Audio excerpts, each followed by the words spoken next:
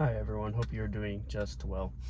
In my last video, I talked about my experience of becoming a new age spiritual person, and I mostly just talked about why I regretted this. Um, and so I wanted to make this video kind of talking about my actual experiences within new age and having what I called and what other people called a spiritual awakening, um, which essentially is just this um,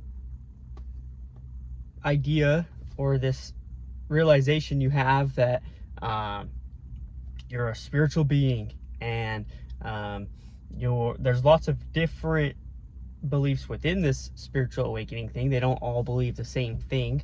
Um, some of them believe they're star seeds, where they were sent on this planet at this specific time in history to save the earth, or to help enlighten and awaken other people. These were some of the things that I believed. And so I want to talk about my experience in this and why, or how, I guess, how this actually is a deception of the devil, and actually can lead you down a path of destruction. And so the way it happened with me was, it first started when I started smoking marijuana. That's always a good start to a story, right? It all started when I hit this joint. And so I smoked the marijuana, and I ended up kind of leaving the area of where everyone was, and I went and laid down in this dark room, and I just started seeing all these crazy visions and pictures of things. And I kind of just had this feeling after of seeing everything. I was just like, everything is spiritual, everything is one. And that's a kind of a big belief in this spiritual thing, is that everything is one and everything is connected, and that there's truth in all paths. They try to be inclusive of everything and everyone, unless it's Christianity, of course, and some of the Christian beliefs, then obviously not that. But anyways, so that's kind of how it started. And it there was this girl I really liked who she was having her spiritual awakening at the same time. What a coincidence, right? I mean, again, the devil is tricky.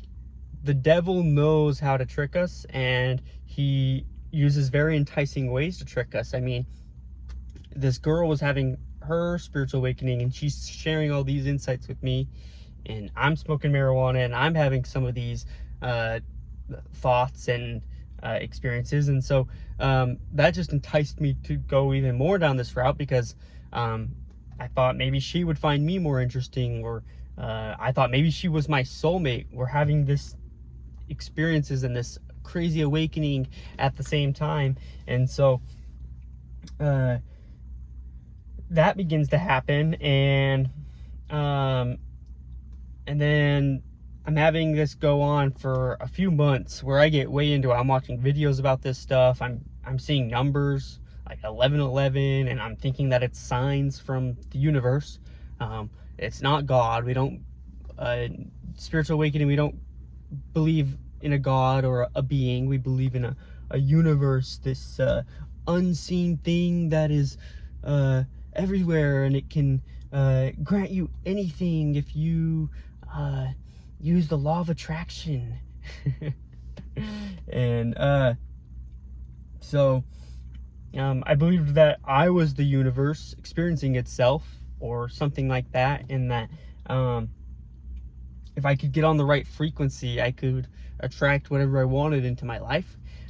But that's not what happened. The girl I liked ended up going and dating a different guy, and so then I was kind of just like pushed everyone in my family away. I even began to push my friends away because they didn't believe in the spiritual awakening thing. And so I was like, everyone's holding me back from enlightenment. Again, that's another one of the tricks of the devil, is to try and isolate you from everyone. And another trick of his is to make you think you're better or smarter than everyone else. You become more narcissistic. And so, which was funny because in the New Age thing, it was very common for everyone in the New Age thing to think that they're this empathic person with, they call themselves empaths, and they usually pointed out a lot of other people outside of the spiritual awakening were narcissistic, even though usually it's the people in the spiritual thing who are very narcissistic. I don't even know how to say that word, but you know what I'm trying to say. Anyways, so I kind of just like pushed everyone away. The girl I liked didn't like me, dated someone else. And so I was just like, I woke up one day and I was like, you know what, I'm buying a van. And I took a bus like 100 miles into the next state where I saw a van for sale for only $1,000. I offered them $800 and they sold me this van for $800. And I took this van and I just kind of began traveling in it. I mean, I'm from Utah, and I drove all the way to Idaho, Oregon, Washington. I even went up to Canada, and then I drove all the way down from Canada all the way down to San Diego. And then I got to San Diego, and this whole trip I was on, there was ups and downs, there was crazy experiences. I have lots of fun, crazy experiences. But I was also very lonely. I was very isolated. I was filming all this and putting it on social media, and I was showing that I was going on this crazy experience, but I had a lot of alone time where really I was doing a lot of things that I was ashamed of, like masturbating or being on dating apps or just smoking weed a lot of the time. And so that was happening, and then I made it to San Diego, which was kind of like the final spot. It was like I went everywhere on the West Coast and down to San Diego, and my whole plan was to get there, and I was just gonna stay there and live on the beach and maybe make friends in San Diego. And then I got there and I was kind of just like, well, now what? And I got kind of bored. I was just like, what am I supposed to do here? It's just hot during the day, and I didn't really know how to meet people. I mean, I was masturbating, smoking weed, which are two things that kind of made me not have a lot of energy or willingness to go out there and put myself out there and meet people.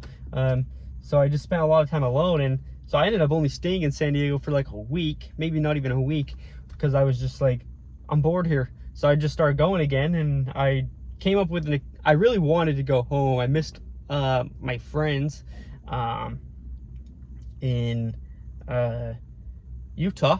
And actually the girl that I had liked that was now with the other guy, she had actually reached out to me after the whole time of being on that trip. We didn't really talk. And then when I got to San Diego and I was thinking about going back to Utah, and she messaged me, it was like, oh, it's a sign to go back. Now she's ready for me. Now we're going to fall in love. We had to go through this to then now be together.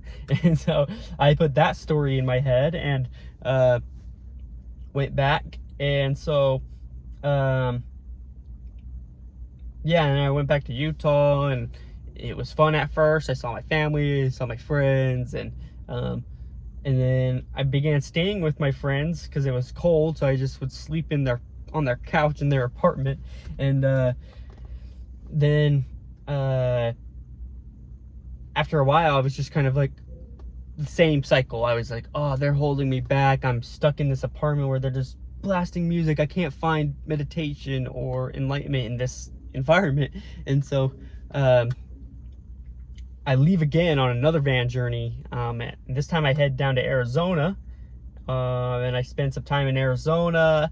I have lots of fun experiences, and but again, some of the same things: getting bored, masturbating, smoking weed. And then I go to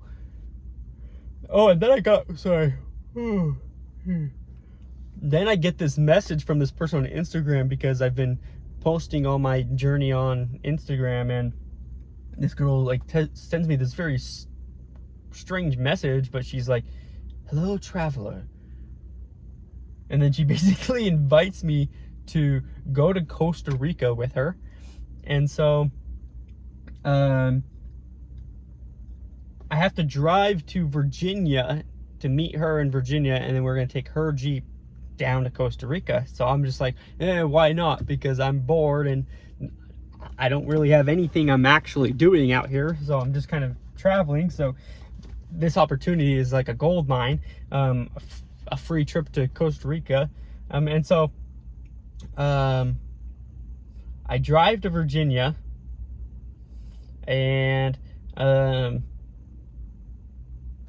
before I got to Virginia, actually, I met with this other girl in it was either Tennessee. No, it wasn't Tennessee. North Carolina. In North Carolina, and I meet with her, and she's kind of in the new age spiritual stuff. But one thing I remember, this is just a little side piece, it's not that important to the story, but it's just something I remember, where she, at one point, we talked about all kinds of spiritual stuff, but somehow Jesus came up, and she was talking about Jesus, and I was in my new age thing, and I was just like, yeah, he's just an enlightened guy, right? Like Buddha, or like Krishna, or like he's just like an enlightened master, right? And she's like, and I remember her specifically, she was wrapped in this new age stuff too, but I think she had an understanding beneath it all, just like I believed I had too. But she was like, well, I think Jesus is different. Like, I think he could actually heal. I think he was different. And I think there's a reason that imprinted on me. And out of all the conversations I had with this girl throughout, we spent a whole day together, like 8-10 hours. And that's really the only, there's like 2 or 3 things I remember us talking about, and that one sticks out to me the most. And I think it's because deep down I knew that Jesus was different.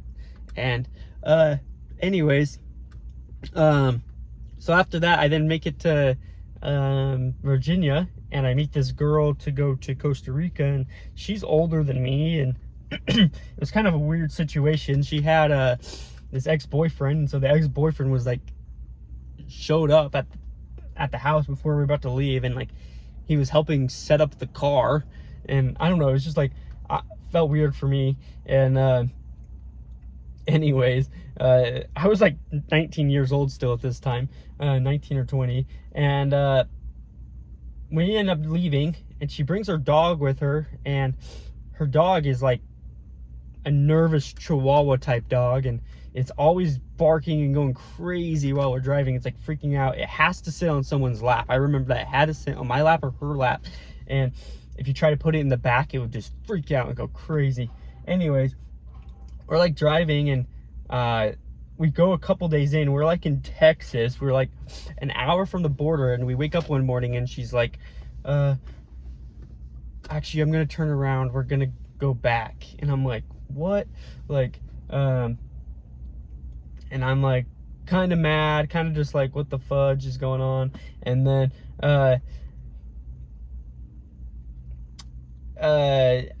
at some point I'm getting really mad, like, and this is the thing with the new age people too, is it's all love and light and it's all this, but really a lot of them deep down are mad, and they're angry, and they're wicked, because the thing with this new age belief is, you believe you're holy, or you believe you're this spiritual person. You believe that you're spiritual. And so you kind of deny that you're actually just a human, and that you're a sinner. You deny that you have sin. And so that's kind of how I was. I thought I was this enlightened person, but here I was getting really mad, and I end up like getting really mad at the dog, and the girl goes into the gas station one point, and the dog has just been, the whole ride, the dog has been on my lap, and it's just been sticking its claws into me. My leg is literally like bleeding, and like stuff like that from this dog, and I'm trying to move the dog off me. It's barking at me, and it bites me, and I just punched the dog. And I know I'm laughing, but I actually, this is very, like, I almost didn't even want to share this because I'm so embarrassed about it. And yeah, it's a huge regret of mine. But yeah, I just punched this dog, not in the face, I just punched it in its it's kind of like its tummy or its little rib cage area, and I punched it a few times. And she comes back in, and I just don't even say anything, and I just like make her take the dog, and the dog's like on her lap the rest of the time. And she takes me back. We get back to Virginia. I get in my van, and she gives me this huge sack of weed. Like, I mean, like, this, because I kind of threw a fit. I was like, I drove all the way to Virginia for this. And then she gave me just this huge sack of weed, like a pound of weed. And I end up going to New York. Or not New York. I make it all the way to Philly. I didn't make it to New York. I make it to Philadelphia. And I got caught with the weed at Planet Fitness. They weren't even looking for me. Somebody stole something. They thought it was me, so they came and searched my van. But then they took the weed, and I got way lucky that I didn't get in way more trouble because weed was illegal there, and it was a lot of weed. Anyways, and then in Philadelphia, I met this guy I had met on social media, and he gave me some magic mushrooms, and I tripped on the magic mushrooms. And I'm by no way endorsing magic mushrooms. I'm in no way endorsing weed. I think both are very dangerous. I think any substance is dangerous. I mean, just from this video, marijuana is kind of a big trigger that got me on the wrong path. I mean, I was already going on the wrong path. The weed was just another symptom of that. But yeah, I tripped on the mushrooms, and I still think you can have real experiences on the mushrooms. But and I think that when you take mushrooms, you kind of get to like the lowest raw point of your being, in a way, where I believe God sometimes just talks to you plainly, like, hey, this is where your life's come to. You've taken this drug, this mushroom, and you're lying on the floor. You are in a place of just being kind of incapable. I mean, when I took mushrooms, I became kind of incapable, where I was just like, and I just saw God. Well, I didn't see him, but I felt him, I experienced him, and I kind of was just like, man, I've been living my whole life for myself. And he just told me that I just felt, I was just like, wow, life is about loving other people. It's not all about myself, you know. And I had that experience, and I was just like, I got to go back to Utah and see my family. I got to love my family and all that. And that's one of the problems with mushrooms, is some of those experiences can be real and genuine, and they hit the most raw part of your being. I mean, I felt it to the bone of how much I loved my family in that moment. But then when I got off the shrooms, I was back in my same state that I was in before, which was total opposite of that, where I was just like still all about myself. And I had this ego and this persona I was trying to show everyone. And so I went back to Utah, but it wasn't what I expected. I expected to go back and my family would just love me. They would hear all my experiences and I would enlighten them, kind of back to that whole thing. And it just wasn't like that. And so this story could go on a lot longer, because I unfortunately was trapped on this path for a long period of time. But the point being is, it's the devil keeping you on this spiral, and this cycle. He keeps you in cycles where he brings you really up, and he makes you think all this stuff is real, and that there's nothing demonic or bad about it. It's good, it's enlightenment.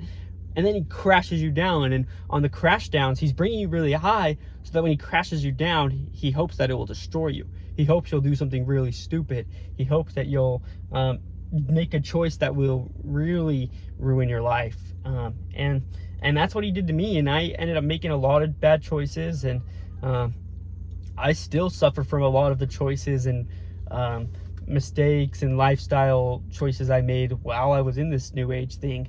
And thank thank you, Jesus. Thank you, God, that I got out of it.